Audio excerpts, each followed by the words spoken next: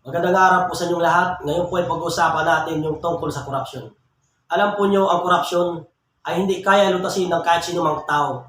Kahit gaano pa siya katalino, kahit sa pang universidad siya nag-aral, ay hindi po kaya niya ang korupsyon lutasin. Kahit lahat ng mga tao, kahit lahat ng mga bansa ay magtulong-tulong, ang korupsyon po ay hindi kaya lutasin ng kahit sino mang tao, ng kahit sino mang bansa.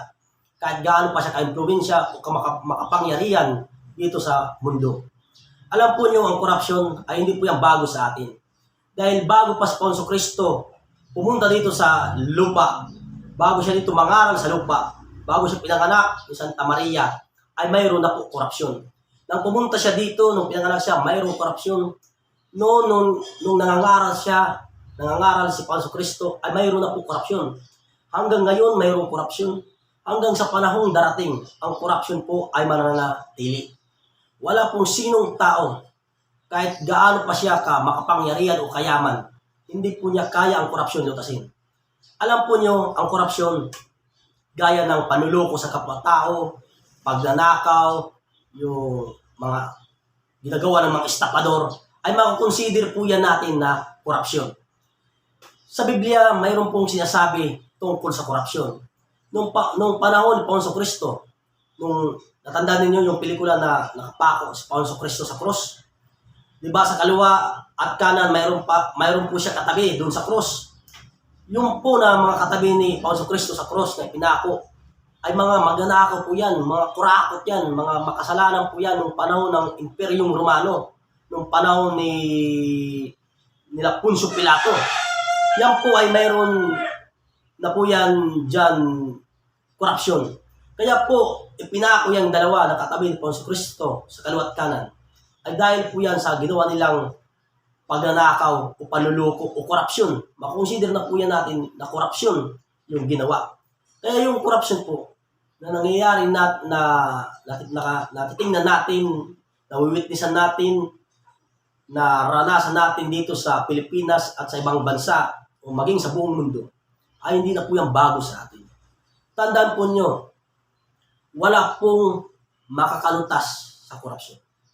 Habang si Satanas ay buhay, habang namamayagpag pa si Satanas, buhay pa si Satanas, ang diablo, ang korupsyon po ay hindi po yan malulutas. Dahil ang korupsyon, ang pagnanakaw o panluloko sa kapwa-tao, ay gawain po yan ng diablo, gawain po yan ni Satanas.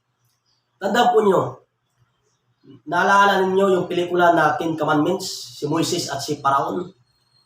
Noong panahon ng ni Paraon doon sa Egypt, noong panahon ni Moises, mayroon na po korupsyon. Dahil niluloko ni Paraon ang mga Israelita noong panahon ni Moises. Yung ginagawa po ni Paraon laban sa mga Israelita ay may tuturing po natin yan na korupsyon. Kaya yung korupsyon po ay hindi na po natin dapat pagtakahan. Hindi na po yan bago sa atin. Dahil kahit sa Biblia mismo, binabanggit yung korupsyon o pagnanakaw o panluloko sa kapwa-tao. Tandaan po ninyo, ang korupsyon, panluloko sa kapwa-tao o pagnanakaw ay magawain po yan ng diablo, magawain po yan ng Satanas. Kaya hindi po yan bago sa atin. Kaya kahit ilang henerasyon ang dumating, kahit ilang henerasyon ang pagdaanan ng history, ng kasaysayan ng mundo, kasaysayan man ng Pilipinas, ay hindi po kaya ang korupsyon lutasin. Kahit lahat po ng mga makapangyarihang bansa magtulong-tulong, kahit lahat po ng mga tao magtulong-tulong, hindi po kaya ang korupsyon lutasin.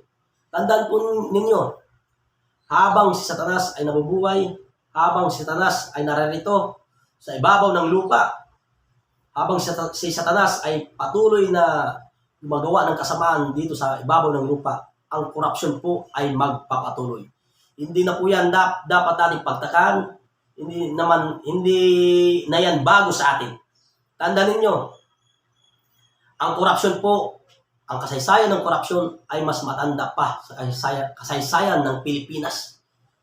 Tandaan ninyo, more than 2,000 years ago, mayroon na po korupsyon.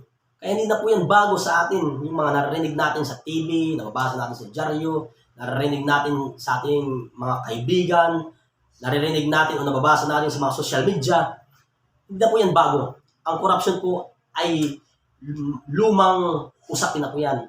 Lumang problema na po yan ng mundo, maging dito sa Pilipinas. Hanggang dyan muna tayo. At sana po marami po kayong natutunan at magandang araw po sa inyong lahat.